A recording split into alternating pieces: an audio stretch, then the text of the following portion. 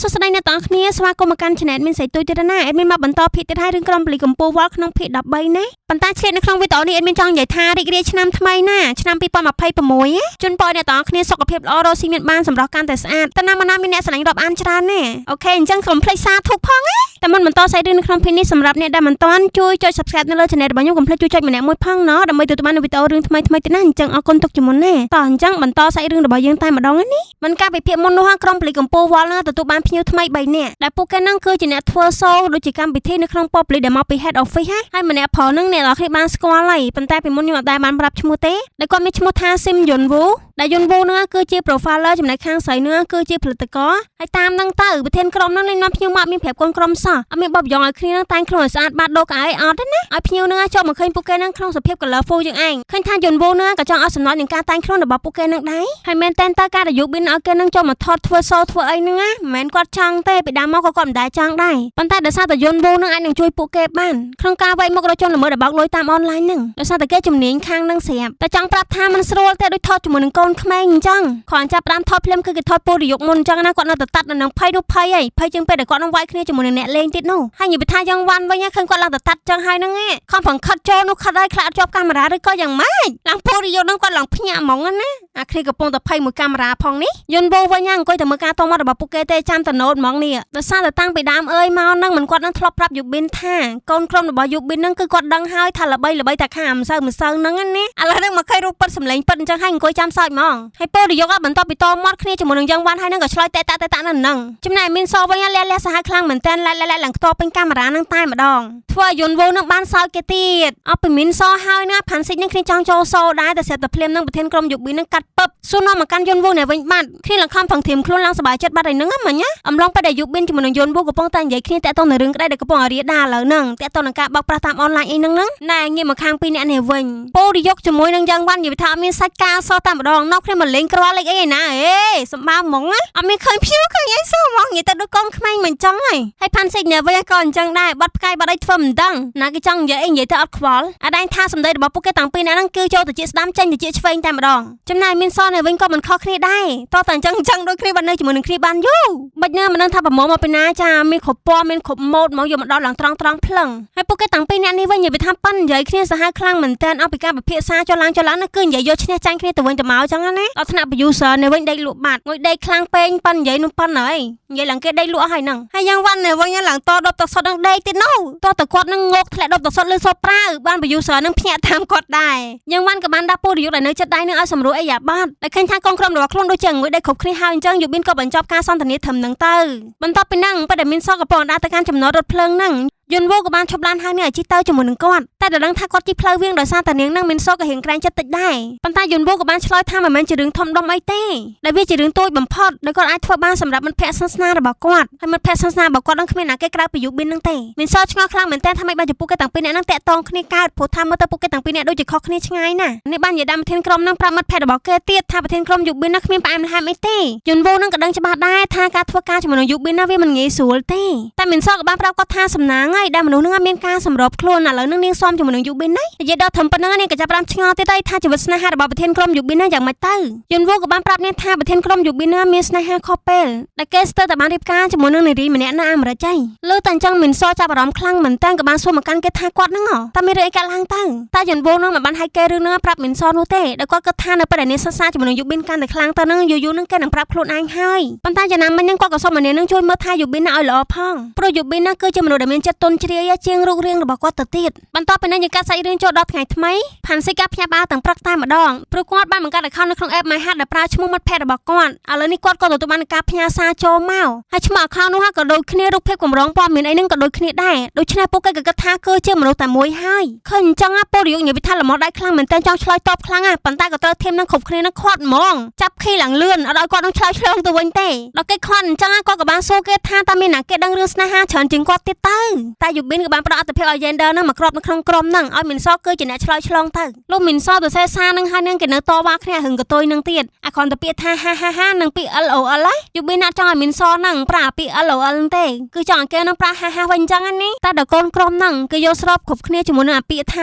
LOL ហ្នឹងក៏យូប៊ីនអូខេតែក៏ឲ្យមីនសហ្នឹងការទៅជាអក្សរទុយកុំឲ្យប្រើអក្សរធំហើយគេឡើង strict ហ្មងសូម្បីតែរឿងផ្ញើសារកតុយប៉ុណ្ណឹងណាហើយម្ចាស់ account នោះហើយលឿនខ្លាំងមែនតើផ្ញើទៅវិញភ្លាមនឹងគេតបមកវិញផ្លែតដូចជាកំពុងអង្គុយរងចាំ reply សារហ្នឹងហ្មងហើយក្រុមកំពូលវល់ហ្នឹងវល់មែនគេផ្ញើមកវិញរូប sticker ហូបដូចសាច់ក្រកហ្នឹងណានៅគ្នាអង្គុយវិភាគរូបសាច់ក្រកហ្នឹងទៀតដល់គេវិភាគរឿងសាច់ក្រកហ្នឹងហើយហ្នឹ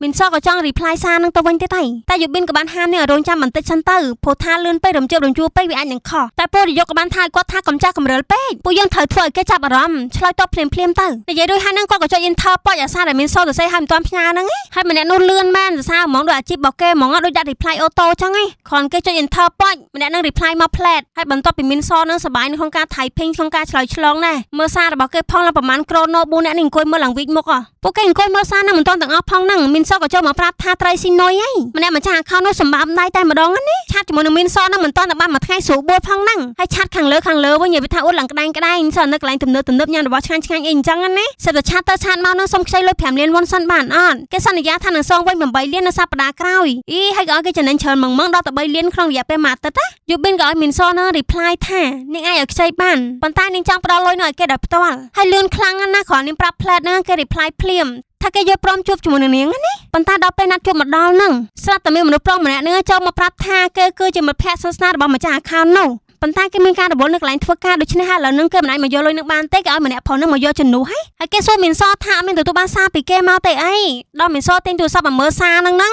អាប៉ែហ្នឹងនិយាយថាឃ្លានចង់បានលុយគេខ្លាំងមែនតើក៏តារាមយកកញ្ចប់លុយដែលមីនសកំពុងតែអោបជាប់ខ្លួនហ្នឹងដល់មីនសទិញទៅទិញមកហ្នឹងក៏លះខ្វោកពេញហ្នឹងតែម្ដងហើយអាប៉ែហ្នឹងនិយាយថាឃ្លានលុយមែនតើស្វេស្វាយកលុយនៅលើក្រោហ្នឹងណាដល់មើលទៅវ៉ាវលុយសែនសតអាណាគេផ្លេចយកលុយមែនតើមកយើងមកគេដឹងថាយើងនឹងបោកប្រាស់ហើយហ្នឹងអត់ไปឃើញលុយសែនអញ្ចឹងហើយស្រាប់តែឃើញខ្នោដៃនៅលើក្រោហ្នឹងទៀតល្មមអាប៉ែណាភ័យឡើងស្លើភ្នែកដូចភ្នែកត្រីស្ងោចឹងយល់ទេអត់ចាំយូរតែអាប៉ែនឹងក៏ដាក់មេប្រុចរត់ប្រែនហើយមីនសនឹងក៏រត់តាមកាត់មកពីក្រោយហើយគិតថាលបងឯងនឹងរត់ឈ្នះមីនសដែរមែនកំពូអ្នករត់ចាគ្មានប្រុសណារត់ឈ្នះអូនទេចង់និយាយអញ្ចឹងហើយប្រហែលអ្នកនេះប្រផគ្មានបានសាច់កាយទេនិយាយចឹងមកទៅរត់ណាលបងស្បែកជើងឡើងពេញផ្លូវនឹងឈូទៅឈូមកឲ្យគ្នាពេញហ្នឹងឡើងវល់ពេញហ្នឹងតែម្ដងទុកឲ្យមីនសណាដេញជន់ល្មើម្នាក់ឯងកាត់ភ្នែកមិនព្រិចសោះតែម្ដងហើយលទ្ធផលចុងក្រោយនឹងស៊ីកណ្ដាប់ជើងស្អីស្អាតមកជើងភូគេលេងផ្លូវកាត់ណាអាប៉ែនេះគឺខំប្រឹងមកញ៉ាំងាយក្រោយអត់ឃើញអ្នកតាមកឥឡូវនេះខ្ចប់បានពេទ្យលេខ8ស្អាតចាប់ជនសង្ស័យបានហើយនៅមីនសនិយាយថាគ្រឹតខ្លាំងមែនតើស្អីសួរថាអ្នកតគ្នាតណាហើយចំហើយអត់ដឹងទៀតធ្វើការមួយពួកនឹងយល់អត់ដឹងថាប្រហែលអ្នកនឹងតាមយកមិនតាន់ទេអីបន្ទាប់ពីនឹងពួកគេក៏ទទួលបាននៅចម្លើយសារភាពពីជនសង្ស័យនឹងថាគេបានជួបជាមួយនឹងម្ចាស់ account នោះតាមរយៈការផ្សព្វផ្សាយពាណិជ្ជកម្មការងារតាមអនឡាញទេហើយគេក៏មិនដែលបានឃើញមុខម្នាក់នោះនៅខាងក្រៅដូចគ្នាមកដល់ឥឡូវនឹងម្ចាស់ account នោះក៏បានលុប account របស់គេនឹងចោលបាត់ហើយបើសួរថាម្នាក់ប្រុសនៅក្នុងបន្ទប់សួរចម្លើយណាមានលេខទូរស័ព្ទដៃរបស់ម្នាក់នោះអត់ហ្នឹងយូប៊ីនក៏បានតបជាមួយនឹងសំណួររបស់ពលរដ្ឋថាគេទំនងជាប្រាក់ទូរស័ព្ទខុសច្បាប់ទេមីនសក៏បានលើកជាសំណួរសួរថាតើពួកគេនឹងគួរទៅឆែកមើលអ្នកលក់ទូរស័ព្ទខុសច្បាប់នោះឬក៏អត់រឿងហ្នឹងពលរដ្ឋនោះក៏ទម្លាក់បន្ទុកឲ្យមីនសគឺជាអ្នកទទួលខុសត្រូវគឺជាអ្នកទៅឆែកទាំងស្រុងប៉ុន្តែដែលហេតុថាពីដើមមកនឹងយូប៊ីននឹងមិនទម្លាក់ការងារនឹងឲ្យពួកគេតាំងពីនេះអញ្ចឹងឲ្យមីនសក៏អោពលរដ្ឋនឹងទៅជាមួយមិនដែរចង់ប្រើទៅស្អីស្អាតហ្មងលុះជីឡានមកតាមផ្លូវមួយគ្នាហ្នឹងមីនសក៏ឆ្លិចសួរគាត់បន្តិចទៅពីរឿងដែលគាត់នឹងបែកគ្នាជាមួយនឹងសង្សារគាត់ព្រោះគាត់នឹងមិនដែលប្រាប់នាងពីមុនមកទេពលរដ្ឋក៏បានប្រាប់មីនសថានាងខ្លាចថាពួកយើងនឹងត្រូវបញ្ចប់ពាក់កណ្ដាលផ្លូវហើយគាត់ក៏សម័យសាច់រឿងនៅពេលនោះឲ្យនាងបានដឹងដែលពេលនោះហ្នឹងម៉ាក់របស់ខាងស្រីនឹងបានមករកគ្រូទាយក្មេងម្នាក់នេះដែលគេបានទូទាយថាគឺមិនល្អសោះតែម្ដងនាងបានទាយឃើញតួអក្សរចំនួន4ដែលមានន័យថាតទេនៅពេលអនាគតកូនស្រីរបស់គាត់ដូច្នេះហើយបើសិនជាឲ្យកូនស្រីរបស់គាត់រៀបការហ្នឹងនាងនឹងបំផ្លាញគ្រួសារទាំងមូលហើយបញ្ចប់ពាក់កណ្ដាលផ្លូវនាងនឹងបញ្ចប់ដោយគ្មានផ្ទះសម្បែងទេទូទាយហើយអញ្ចឹងហ្នឹងគាត់ក៏បំបែកពួកគេទាំងពីរនាក់ហ្នឹងមិនឲ្យរៀបការជាមួយនឹងគ្នាទេបើទោះបីជាពលរដ្ឋនឹងសន្យាបដិញ្ញាចិត្តថាគាត់នឹងធ្វើឲ្យកូនស្រីរបស់ពួកគេនឹងមានសុភមង្គលហ្នឹងក៏ប៉ាម៉ាក់របស់ខាងស្រីនឹងមិនព្រមឲ្យរៀបការដែរពួកគេទាំងពីរនាក់នឹងខំវល់យ៉ាងណាក៏គ្មានប្រយោជន៍ដែរតែម៉ាក់របស់ខាងស្រីនិយាយថាតើតែរំលងសពគាត់សិនបើសិនជាចង់រៀបការនោះនៅយប់ហ្នឹងពលរដ្ឋនឹងលុបជង្គង់វល់គេនឹងនៅក្រៅផ្ទះនឹងរហូតដល់ធ្លាក់ព្រើលតែម្ដងហើយខាងស្រីវិញឈរយកមនិតគាត់ខ្លាំងមែនតើមួយសន្ទុះធំក្រោយមកហ្នឹងពលរដ្ឋនឹងអង្គុយនៅក្រោមព្រិលឡើងចង់កកហើយខាងស្រីនឹងក៏បានទទួលឆាត់ចេញមកឲ្យប្រាប់គាត់ថាបងរាយក អូនគិតថាពួកយើងគួរតែបែកគ្នាទៅប្រាប់គាត់អញ្ចឹងហើយនាងក៏ត្រឡប់ចូលផ្ទះវិញទៅអាណិតពួកគេតាំងពីអ្នកនឹងខ្លាំងមែនតែម្ដងពួកគេតាំងពីអ្នកនឹងស្រឡាញ់គ្នាខ្លាំងណាស់តែដោយសារតែមិនចង់ឃើញពុរិយុកនឹងវេទនាទៀតនឹងទៅខាងស្រីនឹងសុំគាត់បែកគ្នាអញ្ចឹងនោះការខូចចិត្តលើកនឹងធ្វើឲ្យពុរិយុកនឹងធ្លាក់ខ្លួនជោគជាប់នៅក្នុងស្រាខ្លាំងមែនតែនៅក្នុងបន្ទប់របស់គាត់នឹងពោពេញតែដោយដបស្រាប្រៀបដូចជានៅក្នុងក្លឹបមួយអញ្ចឹងគាត់នឹងអង្គុយសំកក់មករូបរបស់ខ្លួនជាមួយនឹងខាងស្រីនឹងហើយក៏បាននិយាយទាំងទឹកភ្នែកថាស្នេហាបានស្លាប់ហើយបើទោះបីជាគាត់នឹងគឺជាមនុស្សប្រុសម្នាក់ដែលមានមន្តស្នេហ៍អាចតាក់ទាញភ្នែកមនុស្សស្រីគ្រប់គ្នាបានតែគាត់ហាក់ដូចជាអភ័ព្វរឿងស្នេហានឹងមែនតែនមនុស្សដែលគាត់ស្រឡាញ់នឹងបែរជាមិនអាចរស់នៅជាមួយនឹងគ្នាបាននោះបើទោះបីជាគាត់នឹងកំពុងតែខូចចិត្តដើរយួរថងស្រាមកឡើងសពូនយ៉ាងណាក៏ដោ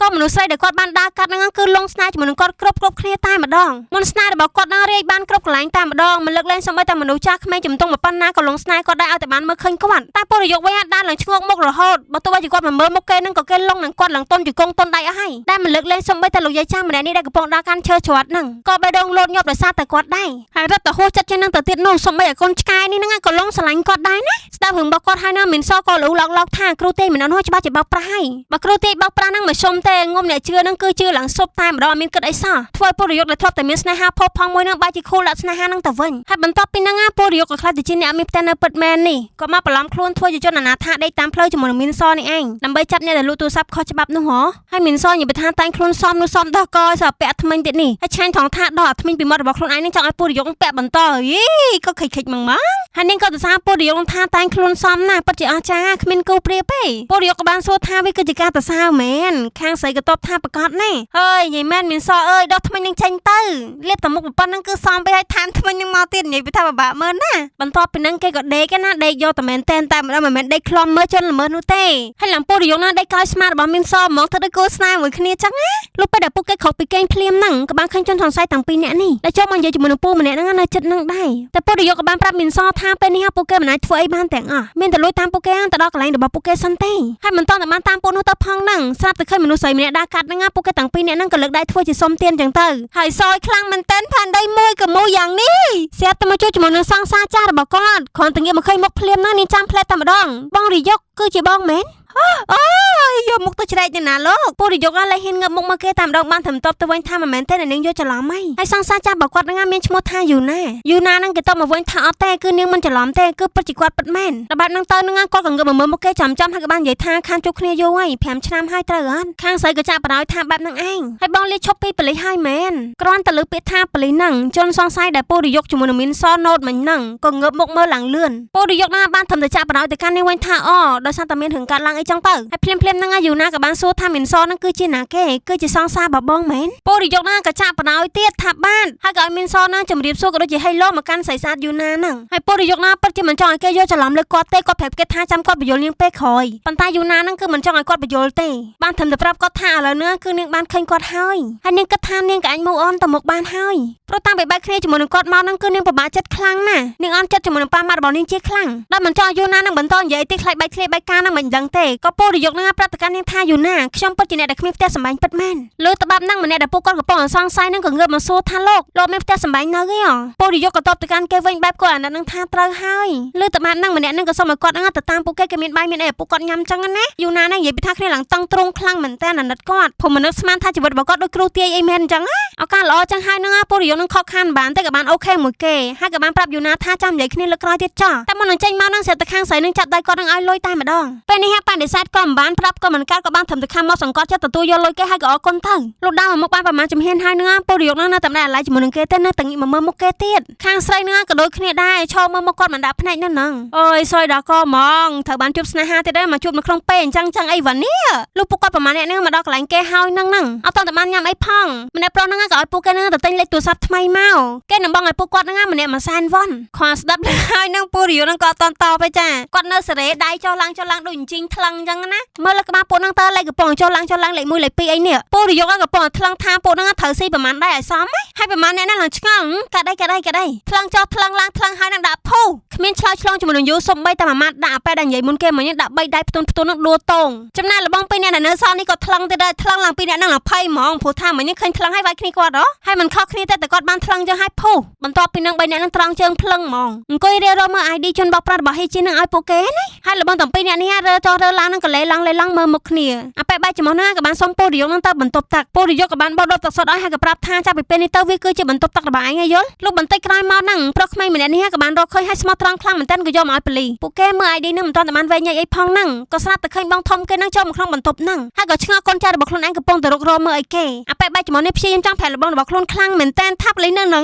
កូនចៅគេនឹងខំផងសញ្ញោខ្លាំងមែនតើមាត់ផងភ្នែកផងនេះលបងធំរបស់គេហ្នឹងក៏ងាកមើលមកតាមការសញ្ញោរបស់កូនចៅហ្នឹងរត់ក៏បានសួរទៅកាន់ពូរីយកឯនឹងថាពួកឯងគឺជាណាគេពូរីយកក៏បានសួរបងមកវិញថាឯងគឺជាមេខ្លោងមែនអាប៉ែនឹងគ្រាន់តែលើពាក្យថាមេខ្លោងហ្នឹងឡើងអស់សំណើចសោយហាហ្មងអត់តន់ស៊ីកណ្ដាប់ដៃចឹងហើយចេះសោយចាញ់ហើយចង់សាកណ្ដាប់ដៃជាមួយនឹងពូរីយកនឹងចូលមកភោហើយនេះលទ្ធផលនេះអត់មានបែងឆ្ងាយច្រើនតែញុកជាមួយដូចកូនចៅរបស់គាត់អញ្ចឹងម្ដាយខ្ទេចច្មោះហើយឯកសារណាដែលត្រូវបកគលឲ្យប៉ូលីសនឹងគឺបកគលឲ្យប៉ូលីសតាមសម្រួលហ្មងខ្លាចបែកភ្នែកម្ដងគេក៏បានប្រាប់ពូរីយកថាច្បាស់ណាស់ម្នាក់នោះគឺជាកាំងមីនហ៊ុនដែលកាំងមីនហ៊ុននោះបានចូលគុកហើយក៏បានចេញពីគុកមកហើយដែរតែប៉ូលីសក៏បានយឺតពេលមួយជំហានមកដល់នឹងគេបានរើអីវ៉ាន់របស់គេនឹងចេញទៅអស់បាត់ហើយនៅសល់តែរបស់រាយប៉ាយក៏ដូចជាឯកសារដែលមិនចាំបាច់នៅពេញហ្នឹងភ្លាមនឹងយូប៊ីណាក៏បានលន់មកថាមើលទៅដូចជាមានអ្នកបានរៀបការគេធ្វើលិខិតអាពាហ៍ពិពាហ៍សម្រាប់អញ្ជើញភ្ញៀវទៀតនោះដែលកូនកំឡោះគឺជាកាំងមីនហ៊ុននោះហើយនេះគឺជាកូនកំមុំកំពូសយរបស់គាត់ទេហើយម្នាក់ប្រុសដែលនៅចិត្តនាងគឺជាកាំងមីនហ៊ុននឹងឯងមុខឡើងស្អាតរៀងឡើងសង្ហាតោះថងថាចរិតនឹងហ្មងចរិតអន់មែនតែនដាក់បោកស្រីយកលុយនេះអាចដឹងថាម្នាក់ស្រីនឹងគាត់ស្រឡាញ់មែនតែនឬក៏បោកយកលុយដែរនោះទេតែគ្រាន់តែលើឃ្លាដែលនាងនិយាយទៅកាន់គាត់នឹងសួរគាត់ថាចុះឃ្លីនិករបស់បងហ្នឹងមកចៃគ្រាន់តែលើឃ្លានឹងដឹងថាប៉ែនឹងបោកនាងទៀតគ្មានស្នេហាស្មោះស្ម័គ្រទេ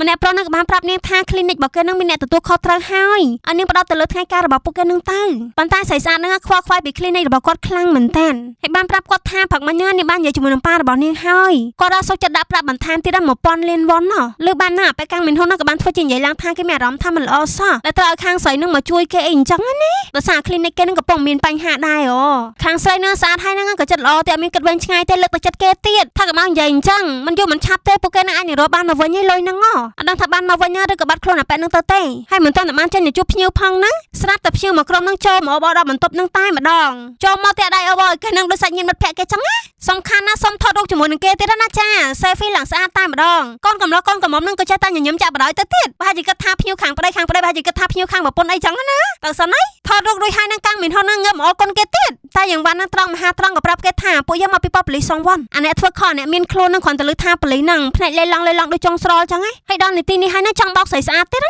ាគេប្រាប់កូនកំមុំរបស់គេនឹងថាគេនឹងធ្លាប់ត្រូវបានគេប្តឹងតាក់ទងនឹង clinic របស់គេនឹងអញ្ចឹងហើយបានជាប៉ូលីសមករកគេដល់កន្លែងការចឹងណាមិនព្រមប្រាប់ទេថាបងនេះវាដើរបោកលុយស្រីច្រើនណាអត់ប្រាប់គេចឹងទេហើយគេក៏សុំឲ្យប៉ូលីសនឹងតែនិយាយគ្នាខាងក្រៅប៉ូលីសមិនទាន់បានតាមទៅផងគេបើកទ្វាររត់ប្រូចចេញមកដល់ហោខាងក្រៅមានភ្ញៀវដទៃទៀតណារត់បានតែប្រមាណចំហៀនហ្នឹងក៏ត្រូវមានសោកបោកភុះទៅនឹងក្រូទៅចឹងរត់តាណាបើ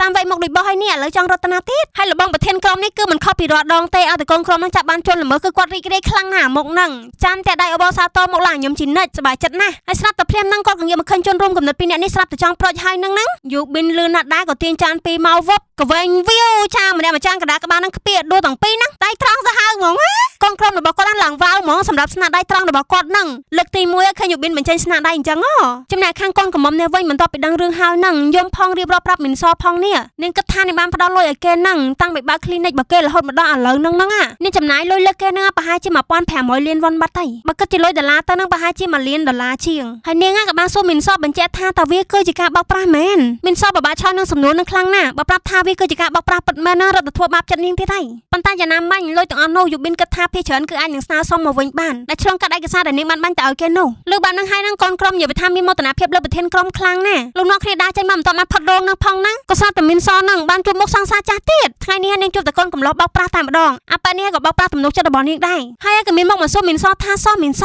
តើនាងមករោងការរបស់ខ្ញុំធ្វើអីមីនសក៏បានតបទៅវិញថាខ្ញុំមកទីនេះធ្វើការហើយថៃនងខ្លាចគេនឹងចង់មកតារាមយើងយកទៅវិញមែនណូហើយពូរីយកនឹងឃើញមកប៉ែនឹងហើយនឹងគឺញ័រតែសាយដៃតែសាយជើងចង់តែដាល់យកហ្មងប៉ុន្តែមីនសនឹងក៏បានខត់គាត់ហើយក៏បានណែនាំប្រធានក្រុមរបស់ខ្លួនអីនឹងឲ្យប៉ែសង្សារចាស់នឹងស្គាល់ប៉ែនឹងគ្រាន់ស្គាល់គេហើយនឹងក៏បានសួរភ្លាមហ្មងថាអញ្ចឹងតាមមួយណាគឺជាសង្សាររបស់នាងទៅនៅចង់ដឹងរឿងគេទៀតគ្រាន់តែលើចឹងហើយនឹងប្រុសទាំងអស់គ្នានឹងឡើងមកភ្នែកធំហ្មងហ៎សង្សារ ប៉ុន្តែភ្លាមនឹងមីនសក៏វាយណាស់ទៅជានិយាយអបអសាទរដល់គេវិញចឹងទៅប៉ុន្តែពេលដែលគ្នាចង់បបួលក្រុមនឹងចាញ់ទៅហើយហ្នឹងអប៉ែសង្សារចាស់នឹងក៏បបួលនេះឲ្យញ៉ាំអីសិនទៅបានជាមកដល់ទីនេះហើយហ្នឹងមីនសនិយាយពីថាមិនចង់ញ៉ាំអីសោះបន្តិចហ្មងប៉ុន្តែពលរយកជាមួយនឹងយ៉ាងវ៉ាន់ក៏អូខេឡើងលឿនកំពុងឃ្លានស្រាប់ផងហើយប្រុសនេះបន្ទាប់ពីបានចូលតុកហើយនិយាយពីថាខឹងចំនួនមីនសខ្លាំងមែនតើនៅពេលដែលដឹងថាសង្សារចាស់របស់មីនសនឹងរៀបការជាមួយមិត្តភក្តិរបស់មីនសហ្នឹងហើយស៊ូយ៉ុងនោះគឺជាមិត្តភក្តិរបស់មីនសហ្នឹងឯងសាហាវខ្លាំងមែនតើពួកគេណាអាណិតមីនសក៏ដូចជាខឹងណាស់ប៉ែសង្សារចាស់ហ្នឹងមែនតើហើយគុំហ្មងថាស៊ីការលើកនេះនឹងគឺស៊ីឲ្យប៉ែនោះខាតហ្មងប៉ុន្តែយូប៊ីនណាក៏បានប្រាប់ថាវាគឺជាសេវាទិញសម្បត្តិចូលញ៉ាំអាហារទេប្រៃប្រពន្ធមកគូនោះគឺថាបងថ្លៃថេហ្មងក្នុងមួយភ្ញៀវចង់ភ្ញៀវណាញ៉ាំអស់ប្រហែលក៏គេបងតារ៉ែនឹងឯងអញ្ចឹងបាច់ញ៉ាំខ្លួនណាឈឺកាពះឈឺពោះអីសងសឹកគេទេមិនទេធម្មតាទៅប៉ុន្តែពេលដែលមីនសចាប់មហូបមកដល់តុកណាពួកគេឡើងស្ងាត់ឆឹងលេងនិយាយទៀតហើយដល់មីនសនឹងញ៉ាំអាហារនឹងបានមួយម៉ាត់ហើយនឹងក៏បានសួរធីមថាឆ្ងាញ់អត់ហាងនេះគ្រប់គ្រងនៅគ្រួសាររបស់កូនកំមុំហ៎គ្រាន់តែលើចឹងហើយ3នាក់នេះកំពុងអង្គុំផងហ្នឹងក៏និយាយឡោកថាញ៉ាំឲ្យខ្ទេចញ៉ាំឲ្យច្រើនហើយផាន់សេកវិញឡោកថាខ្ញុំនឹងញ៉ាំឲ្យបាន20មុខបន្ថែមទៀតហើយពូប៉ុណ្ណឹងខ្លួនប៉ុណ្ណឹងទេហើយក៏ញ៉ាំហ្មងតែគ្រប់គ្នាកំពុងតែវ៉ាវ៉ាថាញ៉ាំឲ្យច្រើនហ្នឹងសេតែប្រធានក្រុមងើបក្រែពួកគេក៏មើលមុខប្រធានក្រុមហើយក៏និយាយថាខ្ញុំខកចិត្តជាមួយនឹងប្រធានក្រុមណាប៉ុន្តែប្រធានក្រុមហ្នឹងក៏ក្លាប់ចាក់ភ្លាមតែម្ដងថាម្ហូបនៅទីនេះឆ្ងាញ់ណាស់អញ្ចឹងគាត់ទៅរកអាចារ្យណាដែលថ្លៃជាងនឹងទៀតរួចខ្លួនដែលចេះកែស្ថានភាពតាន់ណាអស់ពីហ្នឹងពេលដែលផាន់សេចុះបន្ទប់ទឹកជួបជាមួយនឹងអាប៉ែសង្សារចាស់កម្ពុជាអន់ហ្នឹងគេក៏សេតបញ្ចូលមកលៀងដៃសិនគេអត់តន់ចូលបន្ទប់ទឹកឯណាហើយក៏បានប្រាប់ទៅកាន់អាប៉ែហ្នឹងដល់គេមិនសួរសោះថាខ្ញុំគឺជាសង្សាររបស់ប៉ូលីសអង្កេតសមុននេះយើងមិនបានណែនាំខ្លួនឲ្យបានត្រឹមត្រូវទេរីករាយណាស់ដែលបានជួបលោកអាប៉ែហ្នឹងអត់ចង់ចាប់ដៃរបស់ផាន់សេទេប៉ុន្តែផាន់សេក៏ចាប់ដៃគេមកចាប់ហើយក៏បានប្រាប់ថាខ្ញុំក្មេងជានាងច្រើនណាស់ប៉ុន្តែខ្ញុំស្រឡាញ់ប៉ូលីសអង្កេតសអូឡើងគួរស្រឡាញ់ហ្មងបើទោះបីវាមិនមែនការពិតទេប៉ុន្តែយ៉ាងហោចណាស់ក៏គាត់ធ្វើអាប៉ែនេះមានអារម្មណ៍ថាអាម៉ាបន្តិចដែរដែលមីនសនឹងរកបានសង្សារក្មេងជាងគេហើយនឹងស្អាតជាងគេនឹងទៀតនិយាយរួចហើយនឹងក៏ដាច់ចេញមកវិញតែស្នាមញញឹមណាស់ឡើងជឿជាក់ហ្មងប្រុសក្មេងលោកអាប៉ែនឹងចេញពីបន្ទប់ទឹកមកទៀតហ្នឹងណាក៏ស្រាប់តែបានជួបជាមួយនឹងយ៉ាងវ៉ាន់ហ្នឹងនៅខាងក្រៅហើយធីមនេះប្រុសឡើងគួរស្រឡាញ់ហ្មងនិយាយមែនហ្មងណាសំសើចមួយសិនចាចង់និយាយថាយ៉ាងវ៉ាន់នឹងបានប្រាប់ទៅកាន់អាប៉ែសង្សារចាស់នឹងថាគាត់គឺជាសង្សាររបស់មីនសដែរណាអូអាម៉េចទេអាប៉ែនេះវល់ហ្មងដល់ពេលដឹងថាមីនសសង្សារម្ដងហ្នឹងនេះហើយយ៉ាងវ៉ាន់មិនខ្វល់ថាលោកឯងនឹងចង់ឆ្ងល់ដល់ណាក៏ឆ្ងល់ទៅអត់ខ្វល់ក៏បន្តអួនចិននៅលើដៃរបស់ខ្លួនហ្នឹងអូនេះហាគឺជាចិញ្ចៀនសន្យារបស់ពួកយើងហ៎មីនសចូលចិត្តចិញ្ចៀនហ្នឹងណាយល់ល្អលោកគូទៅទុកឲ្យនាងនឹងមិនឯងទៅកុំទៅញ៉ៃមួយនាងប្រាប់អាប៉ែហ្នឹងអញ្ចឹងហើយនឹងកដាចេញមកនិយាយទូរស័ព្ទមួយប្រពន្ធរបស់គេនឹងធ្វើមិនដឹងទុកអាប៉ែហ្នឹងឈរកាំងកដាបន្ទប់ហ្នឹងទៅលោកពេលដែលគេចោះចដាមកទៀតក៏បានជួបជាមួយនឹងពូរីយុកទៀតពូរីយុកហ្នឹងក៏បានប្រាប់ថាខ្ញុំគឺជាបរិសម្នាក់នោះអូយហឹងធៀមនិយាយមែនធីមកម្ពុជាវល់ប្រុសគេនេះនិយាយថាល្អមែនតើគឺការពារមីនសតែម្ដងអាប៉ែជីសុងហ្នឹងឡើងហ៎ទៀតណាហ៎ទៀតហើយពូរីយុកហ្នឹងក៏បានបញ្ជាក់ប្រាប់គេច្បាស់ថាខ្ញុំគឺជាសង្សាររបស់ប៉ូលីសអង្កេតសលេងចាអាប៉ែហ្នឹងកាន់ទៅហោទៀតណាអូយអាមិនទេអញគាត់កំពុងគាំងនៅក្នុងខួរជាខ្លាំងណាសង្សារម្ដង3នាក់ហើយពូរីយុកក៏បានគម្រាមអាប៉ែហ្នឹងថាចាគាត់អត់ចង់ឲ្យគេនឹងទៅរំខានមីនសទេយល់បានយើងទាំងពីរនាក់ស្រឡាញ់គ្នាខ្លាំងណាស្នេហារបស់យើងខ្លាំងណាអាចរំលាយបានសូម្បីតែព្រះអាទិត្យអាប៉ែសង្សារចាស់នេះគាំងហ្មងគាំងដល់ជិតក្រោយរ៉ៃរាប់ចប់ហើយនឹងគាត់ក៏បានឲ្យណូតគេមកប្រាប់គេថាអានណារួចហើយក៏ដាក់ចេញរយអាប៉ែហ្នឹងក៏បានបើកអានតាមការប្រាប់របស់គាត់មែនហើយក្នុងណូតហ្នឹងពូរីយុកគម្រាមច្បាស់ថាបើសិនជាបង្ហាញមុខនៅមុខរបស់មីនសទៀតហ្នឹងគេនឹងខ្លាចទៅជាសាច់ងាប់មិនខានទេមកចង់រីយុកណូតឈ្មោះច្បាស់ចឹងហ្មងហើយបន្ទាប់ពីហ្នឹងពួកគេដើម្បីអ្នកហ្នឹងនិយាយថាបំផ្លាញគ្រួសារនឹងដល់កនេះចេញមកអញ្ចឹងមិនឲ្យសោះយ៉ាងម៉េចលោកអើយចេញមកនោះដូចហាយនំខេកចឹងហ្មងណាហើយញើខ្ទើដូចខ្ទួយដែរចូលមកហើយនិយាយវាថាមករបស់ពួកគេដើម្បីអ្នកហ្នឹងគឺអត់ទំនេរតែម្ដងកុំឲ្យខាតយូបានមកស៊ីការប្រុសក្បត់ម្ដងនឹងបំផ្លាញឯណាណៃម្ដងមើលមានសោះឃើញហើយបាត់ផ្លែឡើងធំអស់និយាយហ្មងស្មារតីគ្នាទាំង3នាក់ហ្នឹងហ្មងហើយរវងប្រុសក្មេងនេះនិយាយថាស្រស់ជាងគេញឹមឡើងស្រស់ដាក់នាងតែម្ដងពឺតឡើងដាក់ឲ្យច្រើនណាអត់អស់លុយទេដាក់ទៅប៉ុន្តែអស់ពីកាំងជាមួយនឹងម្ហូបដែលពួកគេនឹងចាប់មកនឹងហើយហ្នឹងមានសនឹងក៏ចាប់ផ្ដើមមកមុខពួកគេនឹងញឹមតែម្ដងព្រោះនាងដឹងច្បាស់ហើយថាពួកគេនឹងកំពុងធ្វើដើម្បីសងសឹកឲ្យនាងនឹងឯងម្យ៉ាងដែរតាក្នុងក្រុមមានស្រីតែមួយប៉ុន្តែពួកគេនឹងការពារឡើងស្មារតីដូចប្អូនស្រីចឹងហើយម្នាក់និយាយថាពឺតខំញ៉ាំណាព្រោះចាប់មកច្រើនត្រូវតែញ៉ាំឲ្យអស់ហ៎តែយ៉ាងណាមិញក៏មានសមានក្តីសោកណាលោកបន្ទាប់ពីនឹងទៅនឹងអាយុប៊ីណាក៏បាននឹកឃើញដល់ហាន់នេះរបស់ខ្លួនទៀតហើយនឹកឃើញពេលដែលគាត់ធ្វើម្ហូបដេញបញ្ចុកនាងនេះមុនពេលដែលនេះទៅសាលារៀនហ្នឹងនិយាយថាគាត់ស្រឡាញ់ថ្នាក់ថ្នមគេខ្លាំងឯងលោកថ្ងៃមួយនៅពេលដែលគាត់ទៅដល់កន្លែងនេះធ្វើការស្ម័គ្រចិត្តហ្នឹងដែលនាងគឺជាពេទ្យម្នាក់ឯងគាត់ក៏បានឃើញមនុស្សប្រុសម្នាក់ហ្នឹងយកត្រីមកកំប៉ុងហ្នឹងឲ្យសង្សាររបស់គាត់ឃើញបែបហ្នឹងហើយនឹងគាត់មានច្រឡោតអីទេឈរមើលគេយ៉ាងស្ងាត់ស្ងៀមតែម្ដងហើយសង្សាររបស់យូប៊ីនណាមានឈ្មោះថាជេអ៊ីនបានបន្តិចហ្នឹងម្នាក់ប្រុសដែលបានយកត្រីមកឲ្យជេអ៊ីនហ្នឹងក៏បានងាកមកឃើញយូប៊ីនដែរឃើញបែបហ្នឹងហើយនឹងគាត់ក៏ខិតចេញពីសង្សាររបស់គេទៅហើយម្នាក់ប្រុសហ្នឹងអត់ ពេញចិត្តសោះតាមម្ដងនៅពេលដែលឃើញថាចេអ៊ីននឹងងើបមកញញឹមដាក់យូប៊ីនណាយ៉ាងស្រស់នោះហាប៉ែណាដៀងភ្នែកមើលយូប៊ីនណាគឺមិនពេញចិត្តសោះតាមម្ដងថងតាគេនឹងមកតារាមរបស់ខ្លួនអីអញ្ចឹងទាំងតែគេនឹងសងសារនឹងគ្នាសោះឯអ្នកដតីសោះនៅឃើញរឿងនឹងហើយយូប៊ីនដូចជាសែតមែនតែនបន្ទាប់ពីនឹងសាច់រឿងក៏បានកាត់ចូលដល់ស៊ីនអាប៉ែមួយដែលយកទ្រីងឲ្យចេអ៊ីននោះអាប៉ែនឹងដូចជាមិនសប់មិនដឹងទេនៅសក់នឹងក៏ទាញទូរស័ព្ទមកថតរូបកូនសោពីរអ្នកដែលកំពុងឈរនិយាយគ្នានៅម្ដុំហ្នឹងថតយកតាមម្ដងអាសម្លេងទូរស័ព្ទនឹងក៏ព្រមបត់ទៀតតោះតែកូនសោទាំងពីរអ្នកហ្នឹងមានការមិនពេញចិត្តជាខ្លាំងនៅពេលដែលដឹងថាគេកំពុងលួចថតរូបរបស់ពួកនាងហ្នឹងប៉ុន្តែអាប៉ែនេះមុខចេញមកគឺអត់ចេះញញហ្មងនិយាយមែននៅឆ្លៀតហើយដែលគេទៀតតែគេនឹងអត់ពេញចិត្តសោះតែចុះដល់នីតិនេះភាគនេះគឺស្លេតត្រឹមតែប៉ុណ្្នឹងឯណាអញ្ចឹងមកចង់ដឹងថាអាប៉ែនឹងខុយឬក៏មិនខុយល្អឬក៏ជាអីហ្នឹងចាំទស្សនាមើលមាននៅក្នុងភាគបន្ទាប់ទៀតនេះប៉ុន្តែមុននឹងចុចបិទសម្រាប់អ្នកដែលមិនទាន់ជួយចុច Subscribe នៅលើ Channel របស់ខ្ញុំកុំភ្លេចជួយចុចម្នាក់មួយផងណដើម្បីទទួលបាននូវវីដេអូរឿងថ្មីៗទៀតណាអញ្ចឹងអរគុណទុកជាមុនណាបាយបាយ